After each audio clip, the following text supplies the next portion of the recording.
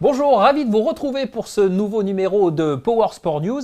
Un numéro aujourd'hui riche, vous allez le comprendre très rapidement parce que je suis toujours accompagné de Pascal Tomec. Et Pascal, tu nous as réservé deux personnalités bien différentes, mais pas tant que ça. Ouais, on va essayer de passer de la piste à la route, et voire même de la route à la piste avec la même volonté d'aller le plus vite possible. Alors si j'ai bien compris Pascal, pour la partie piste, on va recevoir quand même quelqu'un qui compte dans le paysage de la moto française, à savoir Kenny Forêt.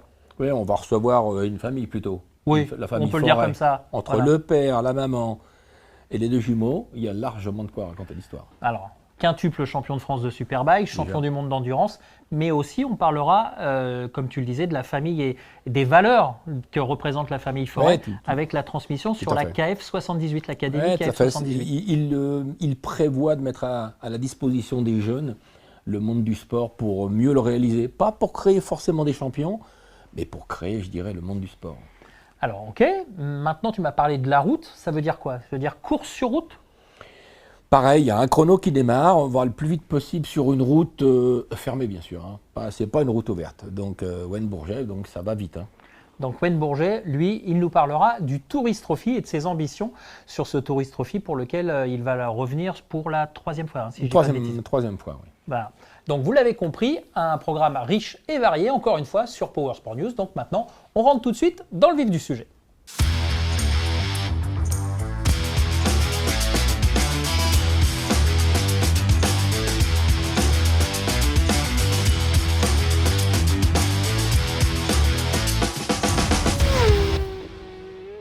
Voilà, on rentre dans le vif du sujet de cet nouvel épisode de Power Sport News en recevant un invité de qualité, Kenny Forêt, quintuple champion de France de Superbike. Salut Kenny. Salut, bonjour à tous. Ça va? Ouais, ça va super. Bon, Pascal, je pense qu'on commence bien l'émission avec un quintuple champion de France. Quintuple, ça devrait aller. Ça devrait aller.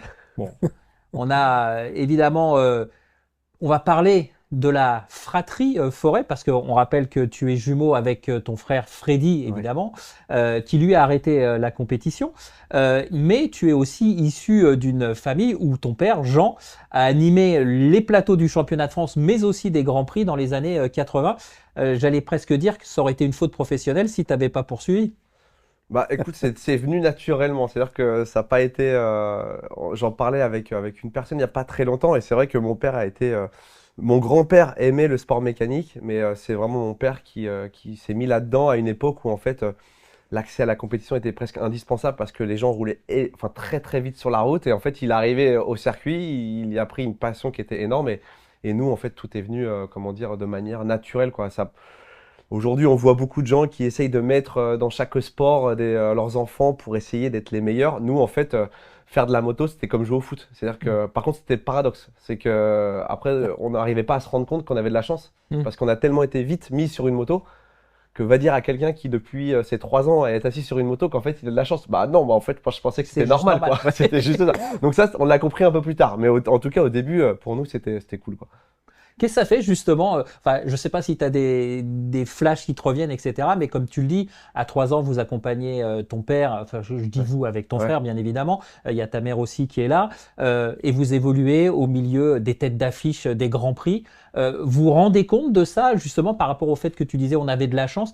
C'est comme si aujourd'hui, je dirais, un gamin qui fait du foot est au milieu de l'équipe de France de foot entre Mbappé, Rabiot, Chevalier, etc. Tu le perçois avec du recul ou sur l'instant tu t'en rends absolument pas compte? Bon, à l'époque, je m'en rendais pas compte. Clairement, parce qu'en fait, moi, ça me paraissait encore une fois quelque chose de plus ou moins normal. Et puis, il n'y avait pas toute cette médiatisation qu'il y a aujourd'hui avec les réseaux sociaux. Maintenant, aujourd'hui, quand j'ai eu l'occasion de revenir en Grand Prix par le biais du Moto-E en 2019, je me suis rendu compte de la chance que j'avais et puis surtout de l'accessibilité des pilotes. Aujourd'hui, c'est beaucoup plus compliqué. Moi, j'étais fan quand j'étais gamin de Biaggi. Il y a un moment, j'allais lui serrer la main avant chaque course. Il n'y a personne qui m'en empêchait. Je me rappelle d'être monté dans son camping-car parce qu'en fait, je voulais qu'il me signe 2-3 trucs, etc. Mais en fait, c'était normal, quoi. Tu croisais les douanes, tu croisais les Schwanz. Comme nous, avec mon frère, on était toujours en train de faire de la moto sur le paddock, etc. Bah, finalement, en fait, tout le monde nous connaissait un petit peu. Et en fait, oui, c'est avec le temps, parce que quand tu es gamin et que tu as entre 6 et 10 ans, en fait, t'es dans ton terrain de jeu, quoi. Mais c'est une époque où, quand on avait peut-être 4 ou 5 ans, même un peu avant, on prenait les piouis et puis on était autorisé à faire le tour du circuit, avec juste un casque. Mais on était à fond tout le long du circuit, on faisait des tours comme ça. Aujourd'hui, c'est quelque chose qui. Enfin, c'est plus possible. Et encore, c'est pas possible avec un gamin de 15 ans, mais encore moins un gamin de Oui. 5 ans. Et en fait, nous, on passait toujours devant le bus de mon père en me disant non, papa, on roule pas vite. Bob, bob, bob, bob. Et puis après, il y avait les potes, c'était pas les téléphones, mais ils revenaient au bus, ils font. Je pense que tes enfants, là, ils sont à fond dans le paddock, faudrait peut-être un peu les calmer. Enfin, tu vois, c'était une génération qui était.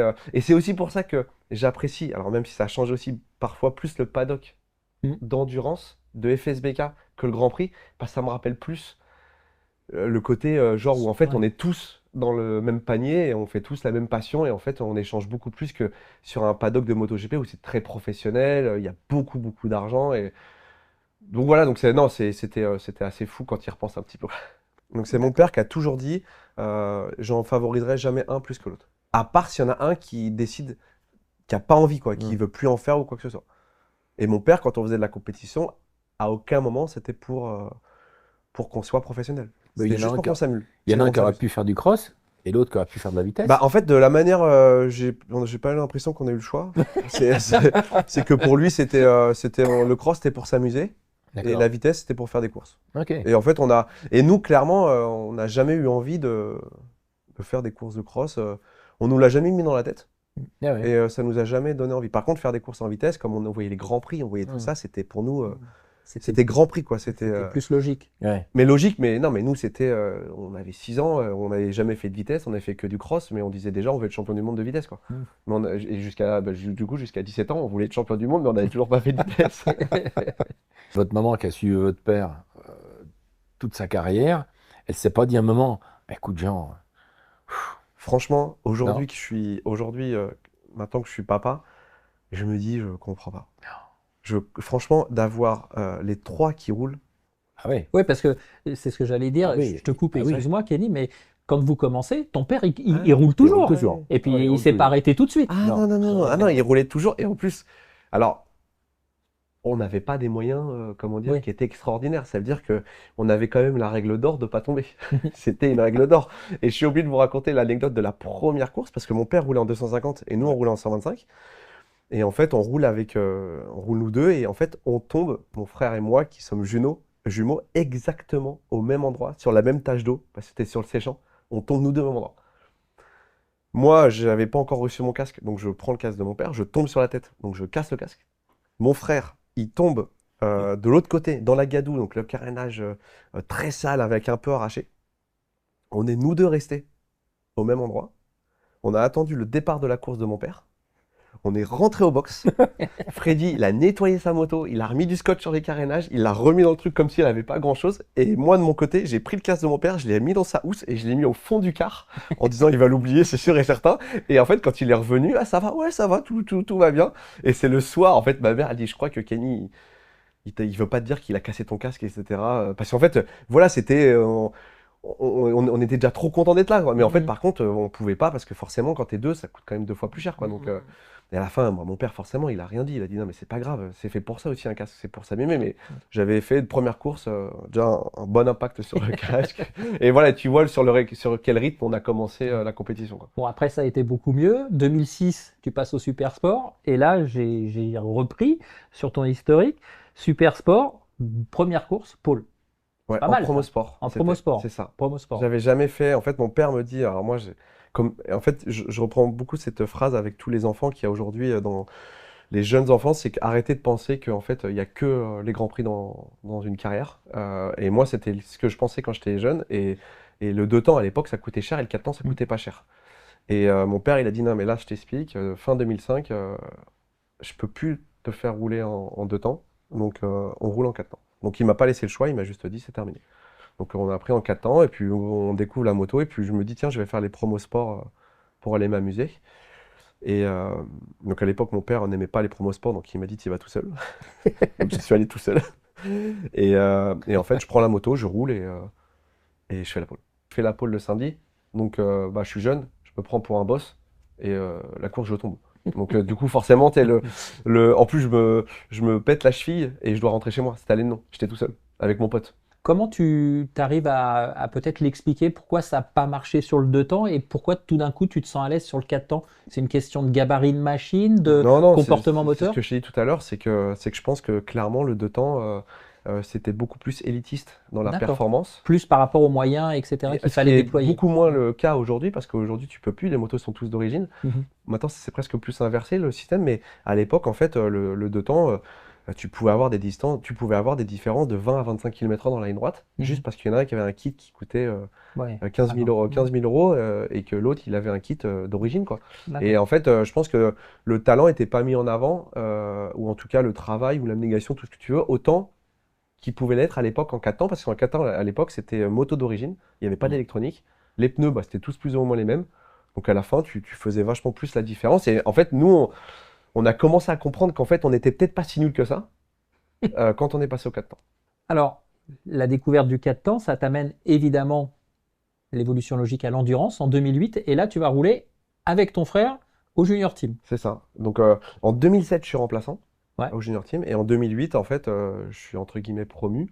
Et en fait, je fais équipe avec mon frère pour les 24 heures du Mans et le Bol d'Or. Alors, malheureusement, début 2008, mon frère se blesse. Donc, je peux pas faire les 24 heures du Mans avec lui, mais je fais le Bol d'Or avec lui. Mais lui, à l'époque, avait une expérience. Il avait déjà, je veux pas dire de bêtises, mais je pense qu'il avait déjà 3 ans en 1000 d'expérience. Alors que moi, j'arrivais vraiment là-dedans. Toi, tu venais du championnat de France où tu avais été champion en En Super Sport. 2007, Voilà. j'avais été champion en Avec 2007. la Triomphe, hein, c'est ça. C'est ça, avec la Triomphe. Et du coup, après, en 2008, j'avais eu mon guidon, comment dire, en endurance. Et c'était là où j'ai commencé à découvrir la 1000. L'anecdote qui est rigolote, c'est que mon père se retrouve dans un team où, avec 2 jeunes, et la moto était apparemment pas facile, et les 2 jeunes n'arrivent plus à rouler. Et mon père, il doit finir la course.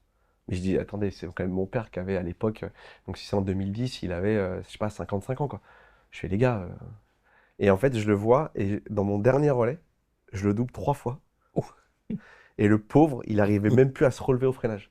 C'est-à-dire qu'en fait, il était toujours couché et je le voyais même plus faire ça au freinage. Et je me dis, et je repensais, je me rappelle plus les noms des 2 jeunes pilotes. Je me dis, mais ça se fait pas. Et puis mon père, lui, dit, non, mais moi, il n'y a aucun problème. Et je me rappelle l'avoir croisé, parce que pour le coup, il était le box d'à côté de moi, assis sur une chaise, comment dire, derrière le box. Et il me regarde, il me fait, plus jamais, plus jamais. Bon, 2 heures après, il avait repris un peu d'énergie. Il fait, non, mais en fait, c'était bien. Calme-toi, calme-toi. Et en fait, j'avais cette image-là où lui, il a connu l'époque de l'endurance, qui était plus de la gestion, comment dire, moteur, etc., plus qu'aujourd'hui. Et encore en 2010, on n'était pas encore dans les grandes années où tu pouvais attaquer comme on le fait aujourd'hui, quoi. Et pour le coup, c'était déjà très difficile. Donc non, c'était rigolo, c'est un bon souvenir. Alors, ta maman, elle est avec le père, les 2 enfants qui sont dans des teams différents, elle navigue sur 3 box différents, 3. Je pense qu'elle naviguait surtout avec mon père.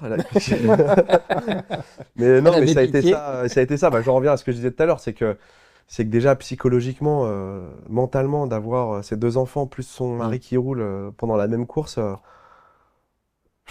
Moi, j'ai pas mes enfants qui roulent, mais quand je vois mon neveu qui roule, etc., et le stress que ça peut représenter, je me dis que c'est une prouesse mentale sur autant d'années d'affilée qui est assez incroyable. Et ce qui est incroyable, c'est que le monde de la compétition en France a un profond respect pour la famille Forêt. À la fois pour ce couple, le papa et la maman. Donc, de voir Jean Forêt rouler et les 2 gamins rouler, ça s'est quasiment jamais produit. Et aujourd'hui, je m'en rappellerai comme si c'était hier. Bien entendu, j'ai eu mon baccalauréat. Je suis parti un petit peu à la fac. Après, j'ai commencé j'ai commencé un BTS. Après, je suis parti à la fac. Et au bout d'un an de fac, j'étais voir ma mère. Je lui dis non, mais en fait, je veux faire de la moto. Je veux faire de la moto. C'est ça qui m'anime, etc., etc. Sauf que quand je lui dis ça, on n'est rien, quoi. Et là, en fait, à aucun moment, elle m'a dit, est-ce que tu es sûr de toi? Elle m'a dit, ok, d'accord. Par contre, il faut que tu trouves un travail dans un premier temps, il faut que tu gagnes de l'argent, il faut que tu fasses des formations, passer mon brevet d'État. Et là, je me suis dit, moi, maintenant qui suis père, et puis ma mère, elle me le redit aujourd'hui, elle me dit, moi, je pensais qu'il y en a un qui allait faire de la moto, l'autre qui allait être médecin. Je me suis retrouvé à avoir 2 pilotes, enfin 2 enfants qui font de la moto. Et ce qui était joli, c'est qu'en fait, on a été officiel au même moment. Ouais. Justement, tes années galères, j'ai repris quelques images d'archives et tu dis que par rapport à toutes tes facilités, etc. En 2015, tu as pris une belle claque parce qu'en 2015, tu es débarqué du GNT, tu t'y attends pas. Non. Et finalement, c'est peut-être ça qui te permet de faire la carrière que tu as fait aujourd'hui, à savoir ces 5 titres de champion de France, etc. C'est une remise en ligne, tu dirais, et que ça t'a servi pour plus t'investir encore? Bah, tu l'as très bien expliqué, c'est que ça faisait 6 ans que j'étais au GMT. Comme tu dis, j'ai été débarqué de manière très difficile à accepter sur le moment T. Après, je l'ai pris comme quelque chose où je me dis qu'il y a des années où j'aurais pu être viré et je ne l'ai pas été. Et forcément, l'année où je fais ma meilleure année, je le suis. Et là, je me dis, bah attends, il y a pas de sens. Ouais. Mais quand tu prends les choses avec du recul, tu pouvais comprendre. Et moi, bah voilà, j'étais dans une hiérarchie où on me faisait comprendre que j'étais très bien deuxième pilote. Et en fait, je pense qu'à cette époque, et moi, je l'avais pas encore compris. Et mon team manager de l'époque ne l'avait aussi certainement pas compris que justement, j'avais besoin qu'on me pousse, comment dire, de manière assez forte en disant, mais Kenny, t'es capable de le faire? Vas-y, quoi. Alors qu'on a eu plus tendance à me dire, t'es bien où t'es? Et sauf qu'à un moment, ça suffisait plus, quoi. Donc, Ouais, sortir de ta zone de confort. exactement. Et en fait, moi, bah, tu me laisses dans une zone de confort, comme je suis un faux feignant, bah, je suis bien, je me dis, bah, je fais bien mon rôle. Et en fait, bah, là, j'ai été débarqué, et là, tu te retrouves face à un système où tu te dis, mais en fait, il n'y a plus beaucoup de place. Tu te dis, waouh! Et là, tu te prends une première claque, tu te dis, mais en fait, la compétition, il n'y a pas de pitié, quoi. C'est-à-dire que si on t'appelle du jour au lendemain pour dire que t'es plus là, quoi. Et là, par chance, j'ai une place qui se libère, comment dire, sur la BEM, quoi. Mais en fait, à des conditions qui sont, en gros, on fait que le Mans, le bol, et c'est ça le truc, et point final, quoi. Et je me rappelle qu'il m'appelle, BMW France me dit, si tu veux, tu peux rouler en championnat de France, mais on fait que des primes d'arrivée, quoi. Mais je me dis, mais de toute manière, j'ai plus rien. Donc, j'ai pas le choix, quoi. Et en fait, bah, tu te rends compte que c'est à partir de là où en fait j'ai compris qu'en fait bah en fait je suis capable de gagner des courses, je suis capable de prendre le lead dans certains cas, et c'est là où en fait beaucoup de choses se sont ouvertes, quoi. C'est le premier déclic que j'ai eu, c'est clairement ce jour-là, quoi. J'ai pris quelques notes et on parlait de ta faculté à gagner, etc., etc. Les statistiques de sa saison 2025. 12 victoires sur 14 courses. 111 tours en tête sur 201 parcourus. 100% des épreuves terminées, 345 points marqués. Voilà. C'est réglé. C'est réglé. C'est le genre de saison où en fait c'est extraordinaire, mais c'est pas celle que je garde le plus, comment dire. C'est pas celle qui t'a marqué le plus. Non, parce qu'en fait, si tu veux, en fait, moi je me suis toujours battu pour être champion, pas pour gagner un maximum de courses. Alors, si, plus tu gagnes de courses, plus tu vas être champion. Oui. Mais on se rappelle de Bise en 2022, c'est lui qui a gagné le plus de courses, il n'a pas été champion. Donc à la fin, moi mon but c'est d'être champion. Et de vivre une saison comme ça, en fait je me suis retrouvé à avoir une pression qui était différente que celle que je me mets depuis des années, c'est de savoir si j'ai gagné toutes les courses. Et en fait, ça a presque enlevé cette saveur d'être vraiment champion, toi, de se dire la saison. Ça t'a plus mangé l'esprit de ça se m'a dire. pas mangé l'esprit parce qu'en fait c'est une chance d'avoir cette possibilité de pouvoir se battre pour gagner toutes les courses. Mais c'est juste qu'en fait, si tu veux, il y a un moment, tu sais, c'est des trucs que j'ai appris à gérer, que je savais pas avant, etc. Et forcément, ça te met un petit peu plus de pression. Mais sauf que je pense que de manière générale, ce qui a été le plus dur, c'est que quand tu as été champion et que tu as fait ta part de travail, il y a un moment, la pression, elle se relâche, obligatoirement. Et je pense que nous, clairement, et c'est pas moi, c'est en général, on est arrivé au Vigan avec un petit peu plus de dilettante, etc. Et en fait, bah, et moi j'ai adoré, parce qu'en fait à la première course, on nous a remis en place, en disant, mais mec, tu peux être le meilleur, avoir gagné 12 courses, il s'empêche que là, tu as pris 6 ou 7 secondes à la course, et pourtant j'étais à fond, quoi. Et en fait, moi je trouve que c'était parfait de finir l'année comme ça, pour se dire, à tout moment ça change. Il n'y a pas de genre, t'es champion, t'as gagné 12 courses, l'année prochaine tu vas en gagner encore 12, non. C'est vraiment Et c'est pour ça qu'il y en a plein de personnes, je leur ai dit, moi je préfère avoir gagné que 12 courses sur 14 que d'avoir gagné les 14, parce que je suis pas sûr que l'échec t'apprend beaucoup plus de choses que la victoire. Et gagner 14 sur 14, en fait, c'est pour arriver comme un coq en 2026 et te prendre une claque à la première course. Là, on sait. Alors, on arrive un petit peu sur la fin de notre échange et on a vu derrière toi beaucoup d'images défiler avec des jeunes. Et ça aussi, c'est quelque chose, comme disait Pascal, gentiment, tu as 41 ans. Il y a ce phénomène de transmission. Ça aussi, c'est important, cette KF 78, cette académie que tu as créée avec ton frère, hein, KF, Kenny, Freddy. Il y a José Kuhn aussi qui vous accompagne sur ça. Pourquoi? Comment? Qu'est-ce que ça traduit? Alors, c'est arrivé quand Freddy, juste avant que Freddy arrête sa carrière, je crois que c'était en 2021. 2021. 21 et 22, il a arrêté en 2022, mais c'est en 21 qu'il a commencé à le faire.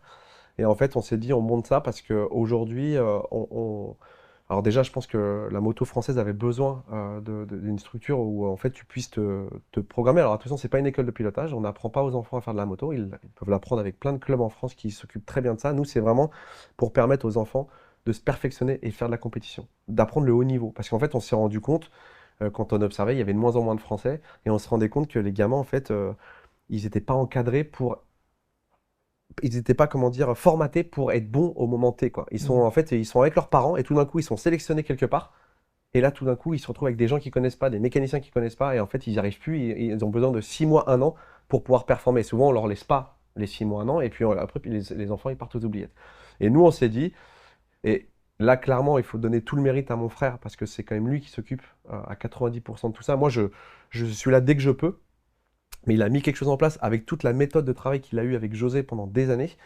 Et moi qui suis beaucoup avec lui sur les courses, il a une capacité à voir les bonnes choses et les mauvaises choses chez les enfants qui est extraordinaire. Et alors des fois, il le fait avec son tempérament qui est le sien, mais moi, j'ai jamais connu quelqu'un qui a cette faculté de tout de suite voir ce qui va pas sur un gamin, parce qu'on parle que des gamins qui roulent très vite. Il faut chercher l'élite à chaque fois. Et voilà, et nous, en fait, on a créé ça pour justement ouvrir la possibilité à des enfants qui aiment la moto, qui sont pas mauvais, à des prix qui sont, comment dire, moins importants que les autres, tout simplement grâce à nos partenaires qu'on a, pour que plus le prix est réduit, et plus en fait nous on est content, parce que plus on va laisser l'opportunité à des jeunes enfants de pouvoir découvrir, et pourquoi pas découvrir la nouvelle pépite. Ouais. Et s'il y en a une nouvelle pépite qui n'a pas d'argent, ça sera à nous de trouver des solutions, et pas que aux parents.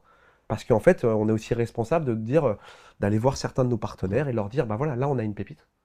Et là, il faut l'aider parce qu'en fait, il y a quelque chose à faire, quoi. Et l'idée, c'est de monter. Et aujourd'hui, quand on voit le nombre de victoires qu'on a, la technique comment dire, d'apprentissage dans la compétition, et qu'on voit que on a un gamin qui avait quasiment fait tous les échelons, qui a gagné à chaque fois et qui est arrivé en Moto 3 l'an dernier, alors que c'était sa première saison, et qui a directement été champion de France. Alors que nous, on n'avait aucune expérience dans cette catégorie. On se dit, OK, on a trouvé quelque chose, on a trouvé une formation pour le haut niveau qui est intéressante. Maintenant, nous, ce qu'on veut, et on n'a pas peur de le dire, c'est d'emmener des enfants sur un podium en cheval du Moto 3, quoi. C'est le but ultime, c'est de voir un gamin qui est passé par la KF et qui, à un moment, a réussi à briller internationalement. Parce qu'aujourd'hui, c'est ce qui manque en France, et tout le monde est à fond là-dessus. Mais en fait, je pense que clairement, on est les meilleurs parce que en fait, nous, on fait ce que personne ne veut faire, quoi. On s'occupe des enfants quand ils ont entre 8 ans et 13 ans, quoi. Tout le monde veut les récupérer à 13-14 ans, quand ils sont tout beaux, tout neufs, tout préparés. Et nous, on s'occupe vraiment de ce qui est le plus difficile. C'est qu'en fait, c'est vraiment de leur faire comprendre que ça va pas être facile. Motul, Pascal, est partenaire aussi de la fédération sur l'objectif Objectif Grand Prix. Ouais. Objectif Grand Prix. Ça, c'est des initiatives qui sont très intéressantes, j'imagine, pour toi aussi. D'autant plus que la vitrine, c'est Zarco et Quartararo, on est d'accord. Mais si on regarde derrière, il y a personne. Donc ça va demander du temps. Donc c'est compliqué.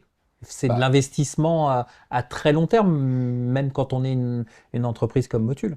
Ah, complètement. Bon, effectivement, il y avait un grand malaise parce que on fait du Piwi, mais après on fait du Piwi 80, on fait de la moto de cross, de la moto de cross, de la moto de cross.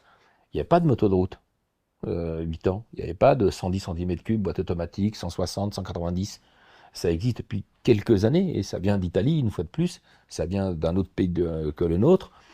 Il y a eu un mélange des genres. Tout le monde a voulu faire un petit peu à une époque. L'histoire Laurent Felon, Johan Zarco. On a vu émerger dans le monde de la compétition, comme tu viens de le dire, tout le monde voulait avoir sa pépite championne du monde. Bah, ça s'est produit une fois, et c'est un exemple qui aurait pu mal tourner, donc, mais qui a forcément bien tourné pour Johan, ok, mais depuis, il ne se passe pas grand-chose. Et ce déséquilibre qu'il y avait d'ouvrir les pistes de karting, il a fallu les ouvrir, il a fallu les homologuer, mais il y avait toujours cette espèce de fantôme de faire d'un pilote qui démarre d'une petite machine et de l'emmener pour qu'il soit champion du monde. Chez les Forêts, j'ai l'impression que c'est différent. C'est une philosophie, une éducation, une culture, et on amène aux gamins la possibilité de réaliser quelque chose, de faire quelque chose. Ça marche, mais d'abord, on éduque les gamins à pratiquer, à faire quelque chose, à comprendre les choses qu'ils font, comme leur père a fait avec ses deux fils. La philosophie, c'est de leur expliquer, prenez du plaisir, amusez-vous. On l'entend souvent, cette réflexion, mais il y en a qui l'oublient, ça. Ils veulent en faire des champions tout de suite. Et on voit bien, on sort des gamins tout de suite, on les envoie dans l'Espagne, on les envoie dans des tas d'endroits, mais on les a même pas chez nous, on les éduque même pas chez nous. Eux, ils font un cran en arrière, ils les éduquent chez nous, ils les construisent chez nous pour pouvoir obtenir l'Espagne et les grands prix. Alors que les autres font un peu le contraire. Nous, on investit, on est partenaire d'une marque de moto qui est Valley, donc Freddy en est l'importateur, hein, avec un associé, et ça stabilise tout ça. C'est important. Merci Kenny. De rien, avec Alors, plaisir. j'ai juste une dernière question qui me tenait à cœur pour finir. Tu peux nous parler de Brad Pitt? Pourquoi? Ouais, je peux te parler de Brad Pitt. Alors, en fait, je vous explique parce qu'on a posé une fois une question à Kenny sur quel acteur il verrait pour son biopic, si on faisait un biopic sur Kenny. Et Kenny a répondu Brad Pitt. Est-ce que tu as écouté ce que j'ai dit juste après? Oui, j'ai écouté. J'ai dit, mais c'est parce que c'est celui qui venait de faire le film Formula One. Et comme il connaît très bien tout ce qui est sport mécanique, et bah, autant qu'il fasse le bien, quoi. J'en serais très flatteur, mais bon, faut pas exagérer quand même. Bon, en tout cas, merci ton énergie, ta passion. Hein, je pense que c'est ce qui traduit clairement ton intervention, Kenny. Et puis, bah, écoute, 2026, c'est parti. On espère qu'il y aura une très belle conclusion à la fin de la saison. Puis bonne chance aussi pour l'endurance. Merci beaucoup. À bientôt. Allez, nous, on poursuit notre émission. Allez, on poursuit ce numéro de Power Sport News en parlant maintenant d'une discipline ô combien spectaculaire et qui fait monter un petit peu l'adrénaline. On a Wayne Bourget, notre invité. Salut Wayne. Salut. Et comme je disais, on va parler d'une discipline qui fait vraiment monter l'adrénaline. On va parler du Tourist Trophy, les courses sur route. Donc on voit les images derrière toi. C'est des courses de vitesse sur le réseau routier. Exactement, en fait, c'est là le TT, du coup, le Tourist Trophy, c'est une île. Et dans l'île, ils ont fait un circuit qui fait 61 km. Il y a 254 virages. Et du coup, on est à fond partout. Et c'est des vitesses de l'ordre de combien de kilomètres heure à peu près? Ça dépend des catégories. Dans la Super Twin, moi, je fais du 260. Et après, ça peut aller à 320, 340. Ouais. Et c'est des grosses vitesses et on roule avec soi-même. Oui, faut être confiant et surtout bien préparé par rapport à sa machine et à l'environnement parce que, comme tu le disais, plus de 250 virages, c'est quasiment impossible à retenir du premier coup. Non, ça faut le faire au fur et à mesure, ça se fait pas en un claquement des doigts, c'est beaucoup de travail en haleine derrière, avant, pendant et on se progresse à chaque fois. Mais le problème, c'est plus on va vite, plus il y a de choses à prendre en compte et du coup, plus il faut freiner plus vite ou plus tard et ainsi de suite. Et c'est ça qui est mythique là-bas. Alors, Pascal, Wayne parlait de courses mythiques. C'est le moins qu'on puisse dire. Le Tourist Trophy, ça fait partie du monde des Grands Prix pendant un moment. C'est une course que tu connais bien parce que tu t'y es rendu à plusieurs reprises. C'est quoi le feeling qui règne autour de l'île de Man pendant cette course du Tourist Trophy? Le feeling, c'est le flegme des Anglais, quoi. Donc, ils ont commencé il y a un siècle. Il y a un siècle, ils sont mis à disposition un terrain pour s'amuser. Au début, c'était des voitures. Après, c'est la moto qui a pris le pli. Et puis, comme ce monde vit autour principalement du monde de la liberté, de pouvoir faire ce qu'on a envie de faire quand on a envie de le faire, bah, effectivement, ça a été pendant très longtemps au Continental Circus, quand ils sont aperçus qu'effectivement, les motos allaient de plus en plus vite, les choses étaient forcément de plus en plus dangereuses. On a tous un souvenir d'un oncle, d'un copain, d'un ami qui a toujours dit à une époque, regarde cette cassette, regarde cet environnement de la course moto, elle est exceptionnelle. Et tout ce qui est un peu exceptionnel attire le participant, attire le public, un peu le côté des arènes de Lutèce à l'époque. C'est ça. C'est des gladiateurs, on les compare souvent à des gladiateurs. Ceux qui ne connaissent pas les comparent à des fous. Moi, ça fait 10 ans que je vais au Tourist Trophy. puisque la marque que je représente, Motul, en est partenaire. Donc effectivement, au début on se demande pourquoi, et à la fin on s'aperçoit que les gens sont tellement demandeurs pour y aller qu'on ne se demande plus pourquoi. Parce que c'est à la fois une vraie fête, et puis un environnement qui est top, exceptionnel. Alors justement, par rapport à ce que vient d'expliquer Pascal, Wen, comment toi ça t'est venu j'allais dire ce démon du Tourist Trophy? Comment tu as attrapé le virus? Alors, du coup, comment j'ai attrapé le virus? Comme il disait, du coup, mes parents avaient une cassette à l'époque. Ah oui, d'accord. Donc on était vraiment dans le bon exemple. Et Ouais. du coup, il y avait de la motocross et tout dans la cassette. Et en fait, il y avait un passage que sur le TT. Et en fait, je suis tombé amoureux, j'étais tout petit. La cassette, je crois, c'est 97 ou 98. Et du coup, après, j'ai commencé le circuit. Et puis, mon but ultime, c'était d'aller en course route. Alors comment on se prépare? Comment on franchit les étapes pour arriver au Tourist Trophy? Parce que j'imagine, enfin, j'y connais pas, pour être très franc, j'y connais pas grand-chose aux courses sur route, mais j'imagine que le Tourist Trophy, c'est le Graal. On peut pas y aller du jour au lendemain en disant, bah tiens, j'ai ma moto, aujourd'hui, je vais faire le Tourist Trophy. Ah non, il faut faire des sélections. Il y a plusieurs méthodes pour y aller. Soit en invité, on peut aller directement au TT, pour ceux qui vont très vite.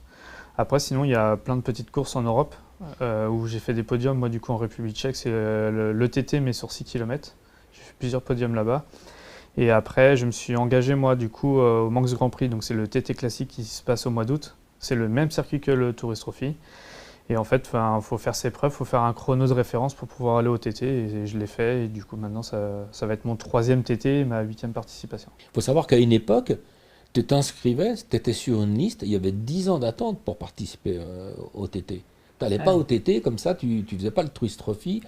Il y avait pour ceux qui n'étaient pas des stars du pilotage, il y avait une liste d'attente. Qu'est-ce qui est le plus difficile la première fois qu'on roule? C'est la vitesse avec la perception, parce que tu as dit que tu avais fait un peu de circuit, tu fais aussi de l'endurance. Sur un circuit, on n'a pas d'environnement proche. Ah oui. Là, tu es entre les murs, on le voit sur ces images-là, c'est juste incroyable.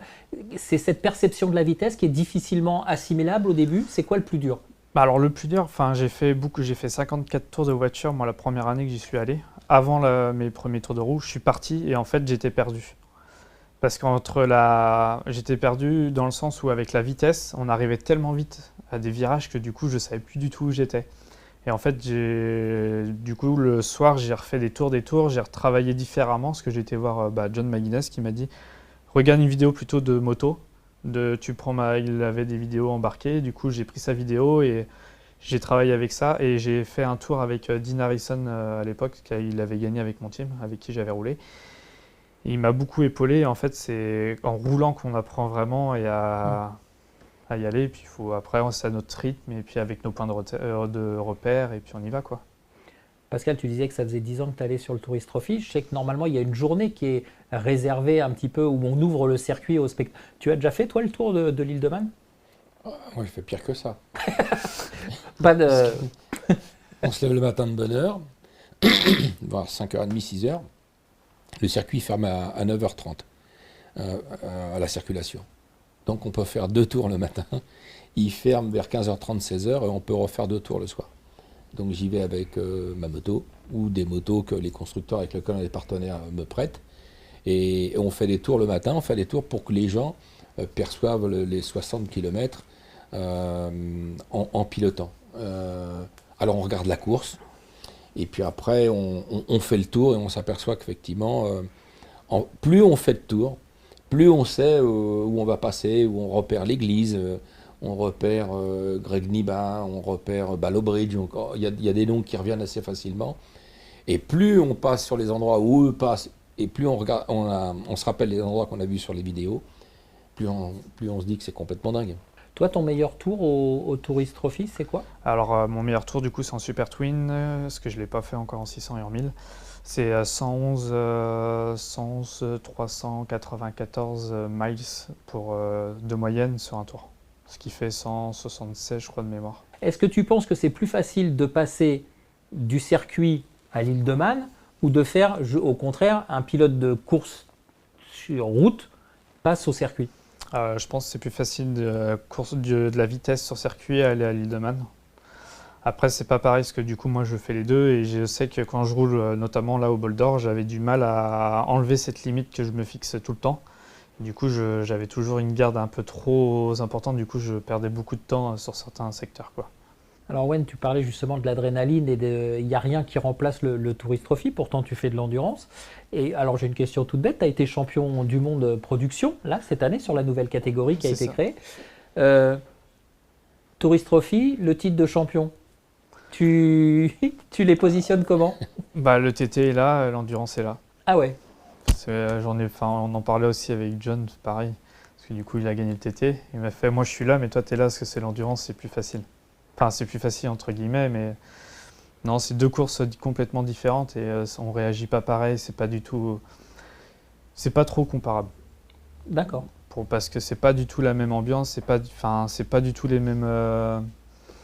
Il y a trop de choses à prendre en compte au TT que sur circuit. En fait, on répète toujours la même chose, on va toujours freiner au même endroit, accélérer au même endroit. Qu'au TT, c'est différent. Mais les pilotes d'antan du Continental Circus, faut quand même pas croire qu'à l'époque, quand on les regardait rouler avec des casques Cromwell, avec des lunettes posées, des combinaisons de cuir qui ressemblaient à pas grand-chose, des petits gants, des petites bottes, des motos qui respiraient pas la sécurité, et ils allaient très très vite, peut-être même encore plus vite si on comparait la technologie d'aujourd'hui et les circuits d'aujourd'hui et les circuits d'antan. Donc quand ça se loupait à une certaine époque, on a toujours été à la recherche de la performance. 2026, challenge, donc retour au Tourist Trophy. Tu continues aussi l'endurance? Oui, du coup, je continue l'endurance et le TT. Donc là, on s'est engagé avec Bassoum Racing. Ça fait 2 ans que je roule avec eux. Donc on a gagné 2 fois les 24 heures de Barcelone en 600. L'année dernière, on a fini 7e avec les 1000 confondus sur 54 motos. Et à la fin de la course, avec Ramon, du coup, qui est le team manager, on s'est tapé dans la main. Bon, bah, l'année prochaine, on fait les 24 heures du Mans. Et du coup, là, on a tout donné pour y arriver. Donc là, les motos ne sont pas encore finies, mais ça arrive. Tu vas rouler sur quelle moto? Yamaha R1, du coup. D'accord. On en a 2, dont une prêtée par un des partenaires, donc ça aide énormément. Et ensuite, on part directement à la Nord-Ouest, le TT, et on revient au mois de juin. Ok, bah écoute, merci beaucoup Wen de nous avoir un petit peu transporté avec l'aide de Pascal dans cette atmosphère, parce que on peut parler vraiment d'atmosphère particulière, de cette bulle un peu particulière du Tourist Trophy. Et puis bien évidemment, on te souhaite le meilleur, tant sur tes courses sur route que sur l'endurance. Bah, merci à vous de m'avoir invité, c'est une très belle émission. Et je vous invite à regarder toutes les émissions, parce que c'est toute la moto, et c'est ça qui est magnifique dans Power Sport News. Merci Wen. Beaucoup Wen. Merci. Avec plaisir.